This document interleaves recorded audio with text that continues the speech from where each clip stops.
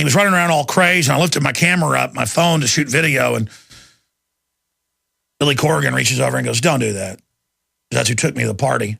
But I've got to tell this story now. We've got photos of this guy at Bilderberg and all this stuff, and he admits he's CIA since age 16, and all of it is a front. I've got news articles about that today. Google, Apple, Microsoft, Facebook, Twitter. I told you years ago they're all government fronts and gave you the evidence.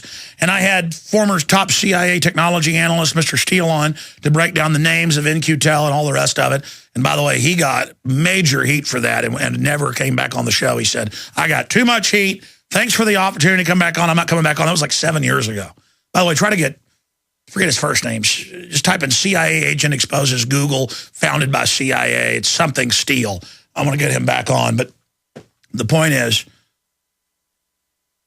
his claim to fame is also he's like the biggest reviewer of books in the world, and he actually has that title. It's real. It's like the #1 reviewer of books. He reads the most books. Point is, I want to see if he'll come on now that it's all out in the open.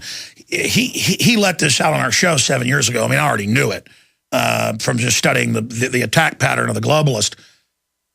But here it is. The Hill. Senator Grassley wants answers on Google execs air fleet leasing at NASA field. Well, yeah, their R&D facility is at a NASA base. Google was set up 12, 13 years ago by NQTEL money. All of it. They were given the satellite systems. They were given the NSA world map systems. And this is ways they can have these front guys who then funnel the money to the proper banks and globalists, the real power elite, who are experts at not being revealed. But the whole thing, Twitter's now admitted run by the State Department and CIA. Facebook, you know, who the Zuckerman calls his users dumb idiots. Oh, our users think they can trust us. What dumb effers, you see. And later I'm going to explain why they're doing this, because they've got to control the internet, but they can't tell you it's government and banker. So all the stuff you think is private, it's not. It's government. We'll be right back. Sick of the globalists. Oh, we've got to face the new world order. I'm here to ask you, who are you? Who are you? Which side do you stand on? There are a lot of ignorant people who think that if you serve evil, you get some type of dark power from it. There are people who do worship at the feet of darkness. But it's all about betrayal. It's all about failure. It's all about being cheated. The devil is the great cosmic con artist. And we're going to play from the archives, Paul Harvey of I Was the Devil coming up. We're also going to get into FAA to ease rules for police agencies to fly unmanned drones, CBS News. And we have Steve Watson's article at Infowars.com and Infowars.net. Judge Napolitano, first patriot to shoot down a government spy drone, will be a hero. Blast illegal use of plastic drones to spy on Americans in their backyards. Yeah, it is a violation of the Fourth Amendment.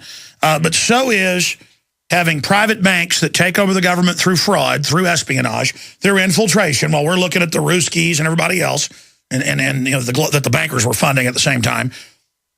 They took over with the national security state, and since then they control most of the drug trade, the sex trade, the gambling trade, all of it. They have taken this country from #1 to now a giant third world backwater, hated worldwide, and in total debt through fraud to them. We're like a beauty queen who's 18 and runs away from home when she gets out of high school, you know, runs away from the town, and you see her 3 years later with her hair falling out, cigarette burns all over, no teeth, walking around in Skid Row in Los Angeles with spit dripping out from the corners of her mouth, weighing 87 pounds. They're literal zombies. Where I grew up in Dallas, literal zombie creatures in Los Angeles. I've seen driving past Skid Row one time working on a film project. We went down there, and these people were gone. Black, white, Hispanic, and they look like zombies out of a movie. Black people with gray-green skin. You ever seen a crackhead? It's unbelievable. Just and no light in their eyes. White people with see-through skin. I don't know how to describe it. It's like a jellyfish. The white people look like these ghost jellyfish with like beyond white skin. You can just see all the veins under their skin. Just coming up to your car going, "I'll do anything you want for $5." Just horrible breath. Their eyes just gone. They're just fried from the chemicals they mix in to the cocaine when they mix it. It's not even really the cocaine. Totally dehydrated, given over to madness.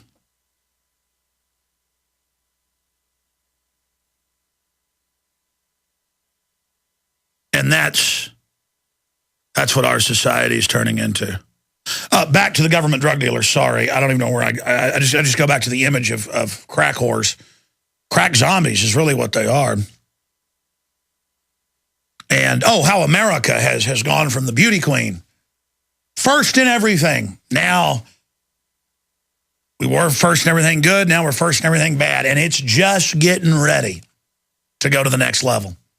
Because the New World Order is going to tell all the crackheads and all the welfare people and all the bureaucrats and all the cops and everybody who's dependent on the system that it's those of us that still produce, those of us that are still intelligent, those of us that still have souls, those of us that are still awake, those of us that have hung on, we're the enemy. Homeland Security's for us. And they are going to tell them, you're going to get the money and the bling and everything you want. Go take those people out. And like zombies, they're going to march right into us. Sports fans are like zombies. They're not even men. They're not even like children. There's these fake arrested development people who just don't even like sports themselves, most of them. They just talk to you about it, thinking that they'll seem cool and get acceptance. And I'll just be sitting there on vacation, and people bring up football, and I go, you know what? Autism's gone from 1 in 25,000 to 1 in 58. And you know about cancer rates in children up over 10,000%? And they're like, whoa, dude, what are you talking about? I'm like, oh, I'm sorry. I'm sorry. Do you really like football like you're saying right now? Did you know in Rome, they had no liberty or freedom, but they could go watch their neighbors torn apart in the gladiatorial events, and next week it might be them, but they didn't care. Stop talking to me about sports. And a lot of times they'll go, actually, you're right, I kind of get your point. I mean, they're not even real people. They're just regurgitating. I'm sorry. We're going to come back, get into Paul Harvey, and then I'm going to get into all this news. And boy, is there a lot of it. We got 2 big guests coming up, and we're going to look at the bank runs in Europe. Sorry, I'm crashing into everybody's little world here, but if we don't wake up and get out of the trance, the New World Order wolves are going to be able to tear our guts out. They've already killed hundreds of millions of people last century, and that was all just a build-up to what they got planned now. And they love the fact that people live in denial and think that their denial is a shield. Actually, denial is falling headlong into the pit, the shark tank, with these piranha-like creatures. So your ignorance is only hurting you. And I will assure you that if you'll take the challenge and research the claims we make here, you're going to find out that 99% of the time it's worse than we're saying.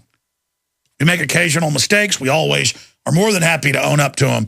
The point is, we're trying to tell the truth. We're trying to come at things from a historical perspective. The entire InfoWars team and our wonderful activist listeners, who aren't just listeners, they're participants in taking action against the globalist. Now, coming up, Greeks have withdrawn now over $1 billion. It was 800+ mil yesterday. Greece on the brink of collapse, London Telegraph. Oh, where did I hear this 5 years ago, that Greece would be the first big place they took down after Ireland? Then it would be Italy, then Spain, then Portugal, then France, then Germany, then England, then the U.S. Oh, I seem to have heard the exact order from Bob Chapman and others on this show. Because it's a planned program. You know, we hear Bilderberg leaks going, oh, they want to meet about how to fix it. Yeah, they're going to be like, oh, gee, how do we fix the old lady we knocked over the head and stole her purse? That means when they say fix, it's like, that means how do we act like we're coming up with a solution that gives us more power on something we created. The austerity. We've got to raise your taxes to pay the money you owe, Greece. Turns out 90+%, just like Iceland and Ireland, is not owed by the people. They're criminal governments, all former Goldman Sachs execs, or J.P. Morgan, but almost all of them are Goldman Sachs, signed on to the derivatives debt. Oh, here, I signed you on to debt. That'd be like if I went out and bought a house and put 5% down on it, and then came to you and said, you owe me $300,000. You're like, I didn't buy that house. You did. It doesn't matter. I had the government say that you owe my debt now, and I'll send armed tax collectors to take the money. You're going to pay for my house. $300,000. You'd be like, that's insane. You bet it is. Thousands of cases confirmed in court where major banks are taking houses that not only do they not have the deed to because it was sold in derivatives over and over again. The media tries to muddy the water like that. No. Where the house is totally paid for. In some cases, I saw a case where it had been paid for over 30 years and had been passed on by parents to their daughter.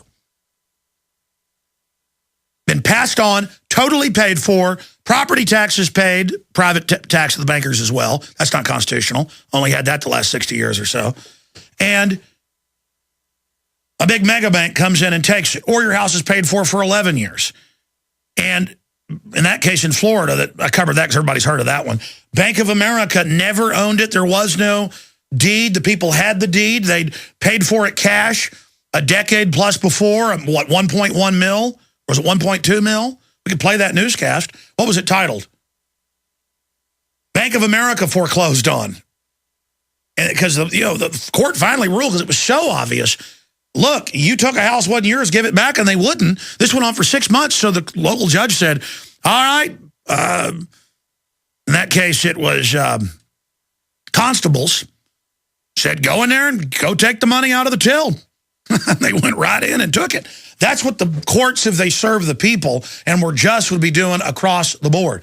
And finally, the banker called his head office, and they said, okay, we'll write you the check. We'll write you the check, and we'll give you the house back. And then they signed the documents and handed it over right there. That's the criminality of what we're facing. It's just as insane, or even more so, when Obama says, no, Congress, I don't need to come to you to launch a war in Libya, Syria, anywhere else. And the Congress goes, well, yeah, you do. It's this article and that article, and it's the law, Constitution. And he says, no, I have the UN. And then he sends in surly Panetta with the generals who had the exact type of surly attitude that I've seen with 16-year-olds when they finally, dad says, hey, carry out the trash.